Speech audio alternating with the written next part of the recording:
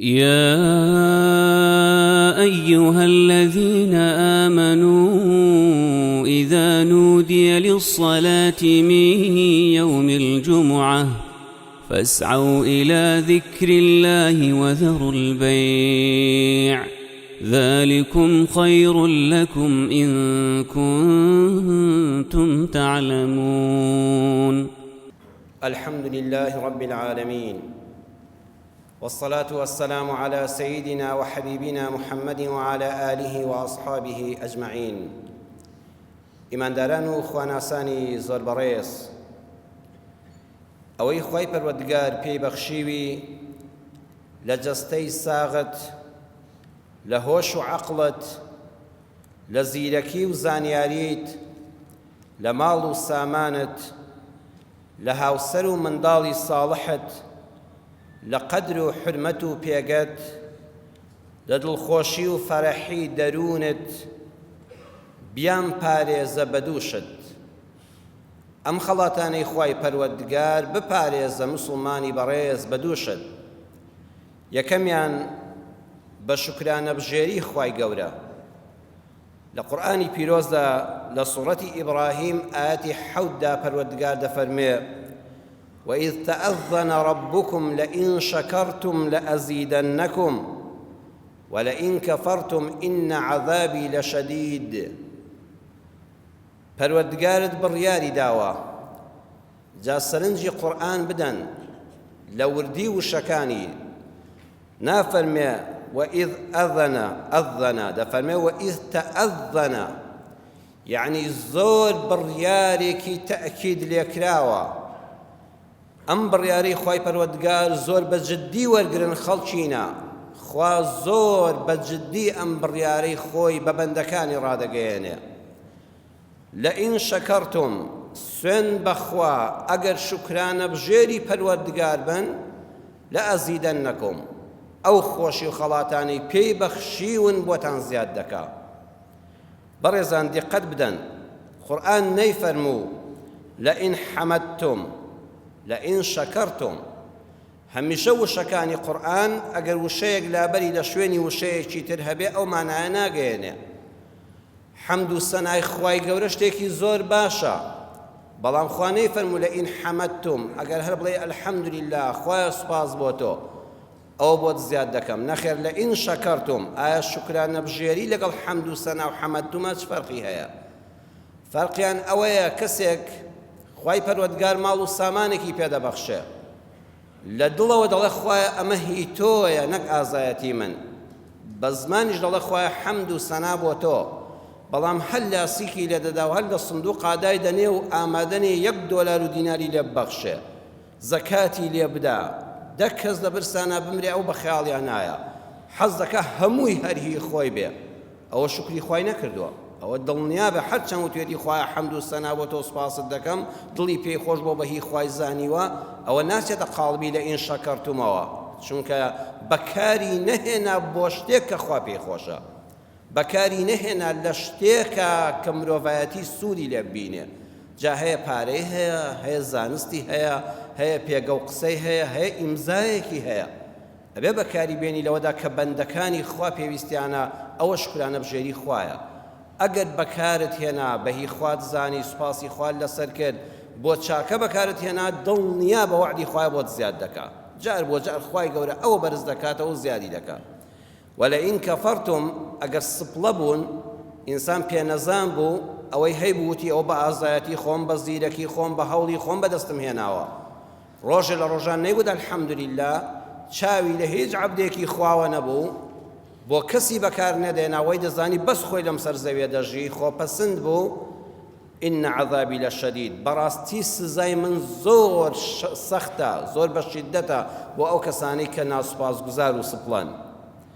الشکر سیاج النعم. وتراوە زانایان فەرموویانە چۆن ئەگەر باخێکی جوانت هەبێ، پێویستە پەرژینێکی هەبێ بۆ ئەوەی کەوا نەخورێ، ئاژەڵ و بابەتەکانی کە زەرەر لە باخەکەت دەدەن نەچنە ناویەوە و لە ناوی نەبەن، ئەبێ سیاجێکی بەهێزی هەبێ، دەرگای هەبێ. شکرانەبژێری خوای پەروەردگار ئەو شورا و پەرژینەیە کە خۆشیەکانت دەپارێزێ. وفرمویانە الشکر زائد النعم هەر کەسێ شکرانە بژێری پەروەردگار بێ خوا بۆی زیاد دەکا بۆیە ئەوانەی کە خوا پێی بەخشیوی عەرزم کردی لە زیرەکی لە ماڵ و سامانت لە هاوسەر و منداڵی ساڵحت لە قەدر و حرمەتت لە دڵخۆشی و فەرەحی دەروونت هەمووی یەکەم شت بپارێزە بە شکری خوای گەورە دایمە شکرانە بژێر بە دووەمیان بیپارێزە بەوەی مەی خەبەرچاوی خەڵک کە وتاری جمعەی ڕابردووش لەسەر ئەم بابەتە دوایین ئینشاء الله ئەمڕۆ زیاتر لە ڕوانگەی قورئان و حەدیثەوەشی دەکەینەوە ئەو خۆشیانەی کە خوای گەورە پێی بەخشیوی بەقەدەر پێویست نەبێ مەیان خەبەرچاو تۆزە با مەخفی بی باش دەکانت تۆزە شاراوە بن ئەمە لەکوێدا هاتووە لە قورئاندا لە سوورەتی یوسفدا لە ئاەتی 67دا خوای پەروەردگار باسی ئەو مەشهەدەمان بۆ دەکا کاتێکەوە کوڕەکانی یعقوب پێغەمبەر سەلامی خوای لەسەر بێ براکانی یوسف دەبراکە لە کاتی گرانی و نەبوونیدا ڕوویان کردە وڵاتی میسر لەو کاتەدا کە یوسف وەزیری دارایی و ئابووری وڵات بوو ئابووری میسری بوژانبەوە بەویستی خوا لە هەموو جیهان و دەوروبەردا گرانی بوو لەوێ گەنم هەبوو بەهۆی ئەو نەخشە ئابووریە بەهێزەی کە حەزەتی یوسف پێغەمبەر سەلامی خوای لەسەر بێ داینابوو دەنگ و باسیان گەیشتوە کەنعان براکانی ڕۆیشتن بۆەوەی گەنم وەرگرن یوسف ناسینەوە کە ئەو براکانی خۆنی بەڵام ئەو ئەویان نەناسیەوە باسی بنیامینی برای لێپرسین کە گەورە بۆ ماوە حەزی کرد براکەی ببینێ وتی ئەم جارە ئەگەر هاتنەوە براکەشتان لەگەڵ خۆتان هێنا بڕواتان پێ دەکەم گەنمیشتان دەدەمێ بۆ ئەوەی زیاتر دڵیان خۆشکە و بیان هێنێتەوە پارەکەشی بۆ خستنەوە ناو بارەکانەوە کاتێ لە ماڵەوە بینیان و بۆ باوکیان گێڕایەوە یعقوب پێغەمبەریان ڕازی کرد کە ئەم جارە بنیامینیان لەگەڵ بنێرێ و سوێندیان بۆ خوارد کە دەیپارێزن لە کاتێکا کە خوا حافیزی لە دەکردن یعقوب پێغەمبەر سەلامی خوای لەسەر بێ قال يا بني لا تدخلوا من باب واحد وادخلوا من أبواب متفرقة سورة يوسف آيات 67 فمووی ڕۆڵە شیرینەکانم جادی قەت بدەن بەڕێزان ئەم قورئانە هەمووی دەرس و ئامۆژگاریە بۆ ئێمە ئینسان وابزانم کتێبێکیکەی ناوێک ئەوەندە لە خزمەت قورئاندا بێ و لێی ورد بێتەوە ڕۆڵە شیرینەکانم قورئان پێمان دەڵێ ئەگەر ئەولادێکت هەبوو ناساڵحیش بوو داخیشی کرد بوو بە جەرگتە ئەو دەکوڕە زۆر ئازاری دڵی یعقوب پێغەمبەریاندا بوو چاوەکانی نابینا بوو بوون چونکە جگەرگۆشەکەیان بە ناحەق لێ دوورخستەوە ئەیزانی یوسف بە پیلانی ئەوان لەبەین براوە و دوور خراوەتەوە و کارێکی بەسەر هێندراوە بەڵام هێشتا پێیان دەڵێ یا بونەیە ڕۆڵە شیرینەکانم کوڕە خۆشەویستەکانم ئەگەر ئەولادەکەت خراپیش بوو دەری مەکە لە ماڵ چونکە بەڵایەکی گەورەتر دەبێت هێشتا هەر دەستی میهرەبانی باوکانی بەسەرا بێنە هێشتا پێویستی بە ئامۆژگاری تۆ هەیە دووەمیان ئەگەر کوڕەکەت خاوەنی ژن و منداڵ بوو ئەو دەکوڕە خاوەنی ژن و منداڵ بوون پێگەیشتوو بوون گەورە بوون تۆی باوک هێشتا دەبێ خەمخۆر بی نابێ بڵێ تازە حەقم نییە بە سەریانەوە کوڕە کەیفی خۆیانە لێرەدا ئەزموونی پێغەمبەرایەتی یعقوب و ئەزموونی تەمەنداری و ڕیشسپێتی و سەرسپێتی دەگوازێتەوە بۆ کوڕەکانی ئەبێ هەمیشە ئاگال لە ئەولادەکانت بێ با خاوەنی ژن و منداڵیش بن ئەو ئەزمونانی لە ژیانە وەرگرتوون بە زمانێکی شیرین پێیان بگەێنە نەسیحەتیان دەکا کوڕە شیرینەکانم ئێوە ئەمڕۆ 11 برای گەورە و تەواو و ڕێک و پێک لە ماڵ دەڕۆنە دەرەوە ئەچنە وڵاتی غەریبی ئەچنە شاری میسر ئەچنە وڵاتی میسر ئەچنە پایتەختەکەیەوە ڕۆڵە گیان وەسیەتتان بۆ دەکەم نەسیحەتتان دەکەم کە چوونە ژوورەوە لە یەک دەرگاوە مەچنە ژوورەوە ئەو کاتە شاری میسر پایتەختی میسر دیارە وەکو چۆن سیتیەکانی ئێستا دەرگای چوونە ژوورەوە و چوونە دەرەوەی هەیە ئاوا شار دەرگای هەبووە بەیانیان کراوەتەوە شەو داخراوە حرس و پاسەوانی لەسەر بووە بەڵام یەک دەرگا نەبووە ئەو شارە زۆر گەورە بووە چەندین دەرگای هەبووە دەروازەی هەبووە بۆ چوونە دەرەوە و بۆ چوونە ژوورەوە فەرمووی ڕۆڵەکانم نەسیحەتتان دەکەم هەمووتان لە یەک دەرگا و بە یەک کەڕن مەڕۆنە ژوورەوە دابەش بن دوانتان سیانتان دانەیەکتان بە جیاجیال لە چەند دەرگای جیاوازەوە بڕۆنە ژوورەوە دواتر لە شارە لە شوێنێکە یەکتر بگرنەوە بۆچی ئەم نەسیحەتەی کردن ابن كثير لتفسيركيدا لتفسير أم آياتدا دفرميه فخشي يعقوب عليهم أن يصيبهم الناس بعيونهم چونکە حەزەتی یعقوب پێغەمبەر سەلامی خوای لەسەر بێت ترسی ئەوە لە دڵیا بوو 11 برا بە پشتی یەکەوە خۆیان بکەن بەناو بازاردا چاوی پیس لێیاندا فإن العين حق ابن كثير دفرمي چونك براستي چاوي بيس حق راستا تستنزل الفارس عن فرسه فرمي والله أسب سوار لأسبكي دينة تخواروا كابرال للسواري أسب سواري بتوانايا شوفيرك باعتبار أمر لسد أوتومبيلكي هیچ عيبي نيا يخوا بچاوي بيسا ونبي بساغي سوار بوا بملشكاوي ديتا خواروا بساغي چوة سري وبمردوي دينا خواروا فرموي يعقوب ترسا ينذكر ينزبر أو بيكو كاسبي دكنو ناندير نوبو مالو باتشاوي بيس ليتان ندا تفسيري نابلسي لمجلدی 426 دكتور محمد راتب نابلسي قول مفسر وزاني بناوبانك خوابي بارز فرمي ويستنبط من هذه الآية أن على الإنسان ألا يظهر ما عنده لأن عين الحاسد قد تفعل فعلها دفهم أم آية قرآنية آموشگارية بو هر يشيك لإيمة بيمان دالي أوي خواه بي بخشيوي ما يخبر چاوان ما يخبر چاوي همو خلق خوا کۆمەڵە ئەولادی زۆری پێبەخشی بۆ هەموو کەسی باز مەکە ئەوەندە کوڕەم هەیە و ئاوان و باسی مەکە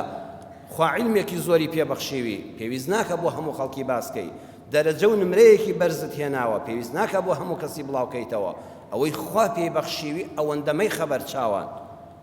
چونکە ئینسانی چاوپیز لەوە ئەچێت لە یەک ساتا لێتدا مەلای گەورەی کۆیەش بە ڕەحمەت بێ لە تەفسیرەکەیدا بەرگی 5 لاپەڕەی 12دا دەفەرمێ هەرچەندە چاوپیسی حەقە و ئینکاری غەیرە قابلە یعنی کەسی موسڵمان نابێ ئینکاری چاوی پیس و نەفسی پیس بکە دەفەرمێ چاوپیسی وا هەیە وەکو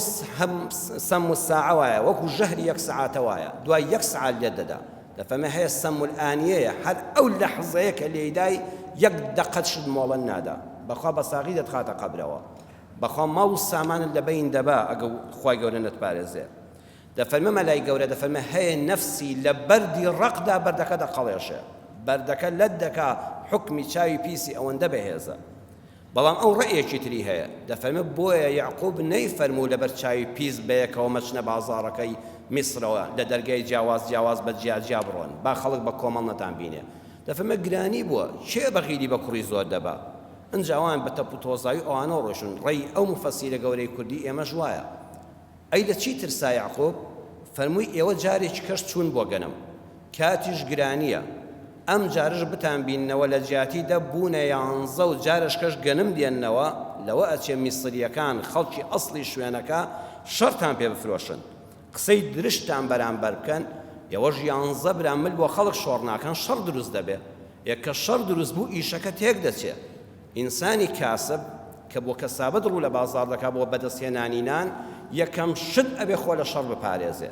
چونکە کە تۆ چووی تووشی شەڕ بووی ئەوەی بۆی چووی لە دەستت چوو تۆ نەچووی شەڕ بکەیت تۆ چووی نان بێنیتەوە یا ڕۆڵە گیان ئەگە تووشی شەڕ بوون و شەڕیان پێفرۆشتن لە بڵێن ئەم جارش ئەوەی 11 جا ئەمە 11 برای کەش هاتنەوە بۆ نان پەیداکردن و گەنم برنە دەرەوەی میسر ڕۆڵە دەترسم قسەیەکی زبرتان بەرامبەر بکەن ئێوەش پیاوی ڕەشید و ئازان پێتان قبوڵ ناکرێ کە تووشی شەڕ بوون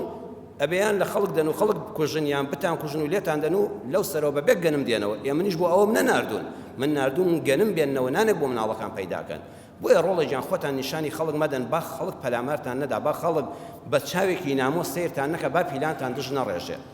بۆیە ئەگەر کۆمەڵێ برابووی لە بازاڕەکە ئیشت دەکەس ضرور نییە خەڵک هەموو بزانن ئەو برایانە ئەو بازاڕیان کۆنتڕۆڵ کردووە هەم لەبەر چاوی پیس هەم لەبەر پیلانژێڕی والله هیوا هەیە 6 کوڕت هەبێ بەغیریت پێ دەبا نازانە کە تۆ مەسرەفت زیاترە بارت قورسترە چاوی بەوەش هەڵ نایە بۆیە بۆ هەموو کەسی باز مەکە بابەتەکانی خۆت با شاراوە بنەبەینی خۆت و خوادا و نزیکانی خۆتدا ئالێرەدا دەرسی عەقیدەش دەست پێ دەکا لە تەواوی ئاەتەکەی سوورەتی یوسف ئاەتی 67 فەرمووی وما ئوغنی عنکم من الله من شەیء ڕۆڵە شیرینەکانە من کە ئەم نەسیحەتەتان دەکەم بەس دڵسۆزی باوکانە جێبەجێ دەکەم ئەوەندەم خۆش دەون ئاخر باوک حەز دەکات چی نەسیحەتی دنیاە بە کوڕەکەی بڵێ و خوای گەورە لە بەڵابی پارێزێ بەڵام وەڵڵاهی ڕۆڵی جا من ئەوەی کە پێتان دەڵێم دڵنیابن ئەم ڕێو شوێنەی من ئەم نەسیحەتەی من ئەم پلانەی کە من پێتان دەڵێم جێبەجێکەن ئەگەر ئەمری خوای لەسەر نەبێ هیچ سوودتان پێ ناگەیەنێ إن الحكم إلا لله يعني ما الحكم إلا لله حكمش ليردا يعني التصرف والتقدير نك شريعة یعنی دڵنیابن خۆشەویستەکانم کوڕە شیرینەکانم ئێوە بە قسەی منیش بکەن بە قسەی باوکیشتان بکەن جیاش بڕۆنە شارەوە خەڵکیش بە یەکەوە نەتان بینێ دڵنیابن ئەوەی خوا بڕیاری لێداوە و لە چارەی نووسیون هەر ئەوە جێبەجێ دەبێ هەر ئەوە جێبەجێ دەبێ عليه توكلت جار مجرور پێش فعل و فاعل کەوتەوە بۆ حەسرە بۆ کورد هەڵێنانە بۆیە ڕۆڵەکانم من لەم دنیادا پشت و پەنام بەس ئەڵڵایە وعليه فليتوكل المتوكلون ئێوەش و هەموو خەڵکیش بەس پشت بە خوا ببەستن ئەم نەسیحەتانەی من بەتەنها نابێتە هۆی پاراستنتان ئەگەر خوا مەیلی لێ نەبێ ئەم عەقیدەی ئینسانی موسڵمانە هەرچی پێویستیت جێبەجێی کە بەڵام خوا لە یاد مەکە بۆیە هەزار ڕەحمەت لە گۆڕی مەلای گەورەی کۆیە کە لە تەفسیرەکەدا لە بەرگی پێنجەما دەفەرمێ مؤمنی ڕاستەقینە پێویستە دووشتی هەبێ متەوەسیل بێ و متەوەکیل بێ بەڕاستی وشەیەکی جوانە یعنی چی وەسیلەی خۆپارێزیە بیکە ڕۆڵەکانم ئێوە لەبەر چاوی خەڵکا خۆتان منوێنن یانزە برا بە پشتی یەکەوە بعد چاوپیس لێتان نەدا بەڵام تەوەکل لەسەر خواشتان لەبیر نەچێ نەڵێ ئەگەر خۆم پاراست تازە بێمنەتم خوش هیچم لێ ناکە نەعوذ بالله بڵێ بە بێ ئیزنی خوا هیچ ناکرێ دووەمیشیان متەوەکیل بی و متەوەسیل نەبی هەر هەڵەی ئێستا نەخۆشی کۆڕۆنا لە ناودایە با نمونونەکە بخینە سەر واقعی ئەمڕۆ حرمەتم هەیە بەوانەی کە ماسکیشان نەبەستەوە بەڵام ضرورە بەڕێزان قەی چێک ئاگە هاتینە مزگەوت با وەسیلەکە بەکاربێنین ئێوەی زۆربەی بەڕێستان الحەمدلله لە تەوەکولی بەهێزتان بۆ سەرخوا ئەڵێ چی خوانەی کردبێ نابێم ئامەنا بالله هەروایە بەڵام تۆ وەسیلەکە بەکاربێنە وەسیلەکە بەکاربێنە ماسک ببەستە حتا بۆت دەکرێت سەردانی ماڵی براکەشت لە نزیکەوە مەکە تەوقە مەکە ئەگەر مەگەر یەک کەسێک بێت کە دەستنوێژی گرت بێت 100% لی دڵنیابی و لە خۆشەویستیانە هیچ چارن نەبێ دەم بەدەمیەوە منێ لە مزگەوتە ئەو شاشی بینی سەفەکان شتێکی باشە یعنی ئێمە خۆپارێزیەکە با بکەین بەڵام تەوەکولمان لەسەر خوا بێ نەک بڵێ وەڵڵا کوێ نەخۆشی لێ بەدەچم تەوەکول بەخوا هیچ خۆش ناپارێزم هەردووکیان هەڵەت مؤمنی ڕاستەقینە مەلای گەورە دەفەرمێ متەوەسیلە و متەوەکیلە هەرچی وەسیلەیە بەکاری دێنێ خوا لە قورئانە لە سوورەتی النیساء ئایەتی 102 دا دەفەرمێ خذوا حذركم حتا بۆتان دەکرێت حەزەری خۆتان وەرگرن تا بۆت دەکرێت خۆپارێز بە لە نەخۆشی لە ناخۆشی لە حادیسەی سەیارە لە شەڕ لەگەڵ دوژمنە خۆپارێز بە بەڵام پشت بە ئەڵڵاش ببەستە یەکێ دەڵێ جا باشە من کە خۆم پارازدە ئینسانی حەسوود و هیچی خۆم نەخستە بەر چاو ئێتر تەوەکولی بۆ چییە یعقوب فەرمووی بە بێخوا هیچ ناکرێ جاوا لە چاوەزار خۆت پاراز ئەی لە ڤایرۆسی کۆڕۆنا وا لە کۆڕۆنا خۆت پاراز ئەی لە ڤایرۆسی کەبەد وا لەوەیان خۆت پاراز ئەی لە کلیەوەستان ئەی لە نەخۆشی دڵ ئەی لە ڕووداوی ئۆتۆمبیل ینی ئەوەندە حەدەسەکان زۆرن تۆ هەر پێویستیت بەخوایە ئەوەی لەسەر شانتە ئەزیزم بیکە بەڵام بژ دڵنیاش بە ئەوەی خوا بڕیاری لێدا بێ هەر ئەوە دەبێ تۆ ئەرکی سەرشانت جێبەجێکە بڵێ ئەوەی خوا پێی بەخشیوی نەفەخر و شانازی پێوە بکە بەسەر خەڵکە نە زۆریش بی خەبەر چاوی خەڵک جوانیەکەت لە شولارت خوشکێکی بەڕێزمان دەموچاوی ناسکی کوڕێکی باشمان عەزەڵات و جسمی بەهێزی ماڵت خۆی گەورە خانوویەکی پێبەخشیوی کەلوپەلی ناو ماڵت سەروەت و سامانت ئیشێکت کردووە بڕی قازانجەکەی کاکە ضرور نییە بۆ هەموو کەس باسکەی موچە و معاشێکی باشت هەیە ضرور نییە هەموو کەس بە دڵپاکی خۆت بڵێ ئەوەندەم پارە هەیە لەم زروفەدا دووسێ ئیش دەکەم یەکی ئەوەندەم دەستکەوتە ئەمانە باش نین ئەوە مسڵمان دەبێت ژیر و عاقڵ بێ قورئان لەم دەرسەی باسی یوسف و ماڵی یعقوبا ئەو دەرسەمان فێر دەکات با کۆمەڵەشتینی هێنی خۆتت هەبێ هەموو شتێکت مەخە سەر بەڕەوبەر چاوی خەڵک ئەزیزم وەڵڵاهی هەیە پێستێک کە خوا پێی بەخشیوی ئازایەتی تۆی تێدا نییە پارەت پێ نەداوە زەرەدی لە کەس نەداوە بەوەش هەڵدەکاڵێ و حەسوودی دەبا دەچینە خزمەت بەسەرهاتێک کە لە زمانی پێغەمبەر ڕوویداوە صلی الله عليه وسلم سەهلی کوڕی حونەیف کابرایەک بوو سەحابی پێغەمبەر بوو خۆی دەشت کانی و ئاوێک هەبوو لە مەدینە لە دەرەوەی مەدینە لێی لادا بوو وتی ئاوێک بە خۆما دەکەم و خۆم دەشۆم جلەکانی ژێرەوەی لە بەردابوو سەرەوەی ڕوود کردبەوانە و سەر و پشت و ملی ئەوانی دەشت پیاوی کەشە بوو هەر خەڵکی مەدینە بوو ناوی عامری کوڕی ڕەبیعە بوو ئەم پیاوە چاوی پیس بوو کە سەیری کرد پشتی دیارە وتی تا ئێستا بەو خوایە پێستی واسپی و جوانم نەدیوە لەم عەرەبستانەدا و لەناو ئەم خەڵکە ڕەشەدا ئەم پێستە سپێ چی هەڵکەوتووە حەسەیری کە پێستی پشتی دیار بوو ئەو پیاوە خۆی دەشت ئەو عامری کوڕی ڕەبیعە وای پێوت وتی وەڵڵی تا ئێستا پێستی واسپی جوانم نەدیوە سەحابەکان دەفەرمون هەر ئەو دەقەیە کە ئەو قسەکەی کرد کابرا لە ناو ئاوەکەدا سەر و ملی شکاو بورایەوە هەر دەست بەجێ لێیدا بورایەوە و وەکو مەیتێک هەڵیان گرت و بردیانە ماڵەوە پێغەمبەری خوا ئاگادار کرد کە سەهلی کوڕی حونەی وەزعی زۆر خراپە لەوە چێ بمرێ پێغەمبەری خوا فەرمووی بە چی وای لێ کوڕا کوتیان خۆتان مەشهورە عامر یاخوا لە کەس نەدا والله هەر ئەوەندە کوتی قەت لە ژیانمە پێستی وا جوانم نەدیوە کابرا یەکسە بورایەوە کەوت فەرمووی بڕۆ بانگی کەن کە بانگیان کرد لە حزوری خوا پێی فەرموو عەلا ما یەقتل ئەحەدوکم ئەخاه نەیفەرموو فڵان کەس تۆ چونکە پێغەمبەر ئەگە ئامۆژگاری دەکرد بە عام دەیگوت با فڵان کەس زۆر تەریق نەبێتەوە فەرمووی ئەرێ یەکێک لە ئێوە بۆچی بە ناحەق براکەی دەکوژێ یعنی چۆن بە تفەنگ کوشتنی ئینسان هەیە واللهی بە چاوی پیس و حەسوودیش ئاوا کوشتنی ئینسان هەیە بۆ براکەتان بە ناحەق دەکوژن إذا رأى أحدكم من أخيه ما يعجبه فليدعو له بالبركة براين أجا كسيكتان كشتيكي لك براكي بيني مالكي باش بو ساركي جوان بو خانوكي خوش بو ناو مالكي رنگين بو جستي ساغ بو بيستي جوان بو دمو چاوي گش بو درجي برز بو زيركو بتوانا بو مالو مندالي صالح بو فهمي بلي يا ربي خوا بركة البوت يبخا بلي بارك الله فيك أم دعاء بك أوش إيوه جنابتان هر يكيك لبريكا هەر وەختێ شتێکی بەرامبەرەکەت پێ جوان بوو بڵێ یا ڕەبی خوا زیاترت پێ ببەخشێ بە کوردی خۆمان یا ڕەبی خوا بەرەکەت بخاتەوە ماڵ و سەرۆت و سامان و ماڵ و منداڵتەوە فەرمووی ئەگەر ئەم دوعایەت کرد ماشاءاللات کرد وتت یا ڕەبی خوا بەرەکەت داریکە ئەو چاوپیسی حکمی نامێنێت تۆ لەو بەڵایە ڕزگارت دەبێ و کەس بەهۆی تۆ تووشی زیان نابێ فەرمووی وەرە عامر ئەوە ئاوە دەست نوێش بگرە دەمو چاوت بشۆ دەستت هەتا ئانیشکت بشۆ قاچەکان پشۆ لە پشتێنیشت بەرەوژێ لە ناوکتەوە بەرەو خوات بڕۆ لە شوێنەکە ئاوی پێداکە و ئاوەکەم و بکەنە شتێکەوە فەرمووی سەهلیش بێنن داینێن ئاوەکەیان بەسەر سەردا کرد و لە قاچەوە هاتە خوارەوە سوبحان الله دەست بەجێ بەڵاکە بەریدا و هەستاوە بە قاچی خۆی ڕۆیشت و چاک بووەوە ئەوە عیلاجە ئەوە چارەسەرەکەیەتی ئەگە خەونێکت بینی جمعەی ڕابردوو ژوتم هەیە بە خەونیش حەسوودە یخۆ خەون خۆی هیچ پارۆشتت وەرنەگرتووە خەونێکی خۆشت بینی تا خەونی واقعیت هەبوو پرۆژەیەکت هەبوو بەرنامەیەکت هەبوو کارێکت هەبوو منهەجێکت هەبوو بۆ هەموو کەسی باز مەکە پێغەمبەری خوا فەرمووی فلا تحدث بها إلا عاقلا أو محبا أو ناصحا هەر کەسێ سێ سیفەتی تێدا بێ دەتوانی شتی خۆتی بۆ باسکەی یەکەم زۆر ژیر و عاقڵ بێ دووەم زۆر تۆی خۆش بوێ سێەم زۆر دڵسۆزت بێ بەڕاستی ئەم فەرمودانی پێغەمبەر صلی الله عليه وسلم حەق وایە توێژەرانی کۆمەڵایەتی زانایانی دەروون ناس ئەمانە هەموو لێکۆڵینەوەی لەسەر بکەن بیکەن بە دەرسی منهەجی مەکتەبەکان و ئەمانە بخوێندرێ خۆشەویستان فەرمووی ئەگە بەرنامەیەکت هەبوو پرۆژەیەکت هەبوو کارێکت هەبوو منهەجێکت هەبوو تەنانەت خەونێکی خۆشیشت بینی هەر خەونی ئاسایی کە لە خەوا دەیبینی دڵت پێی خۆش بوو هەر کەسێ سێ سیفەتی تێدا نەبوو بۆی باز مەکە یەکەمیان زۆر عاقڵ بێ دووەمیان زۆر تۆی خۆش بووە دڵنیابی سێمیان زۆر دڵسۆزت بێ بۆ ئەم سیانە بەیەکەوە هێنا هیوا هەیە بەڕێزان زۆریش تۆی خۆش دەوێ واللهی زۆریش دڵسۆزتە بەڵام عاقڵ و ژیر نییە لەو بوارەدا بۆ نمونە جەنابەت گەنجێکی بە تەمای خوێندنێکی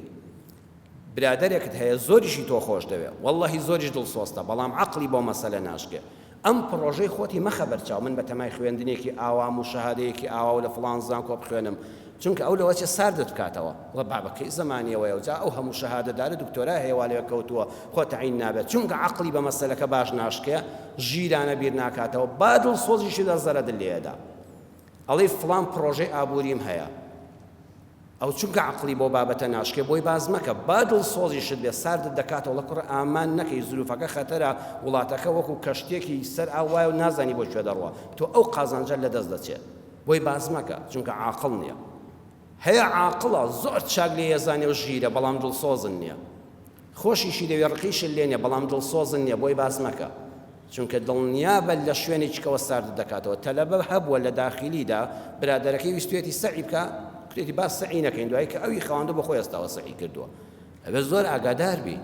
یەکەم عاقڵ بێ دووەم زۆری خۆش بووی سێم دڵسۆزت بێ هەر سێ سیفەتەکەی تێدا نەبێ بەیەکەوە بۆی باز مەکە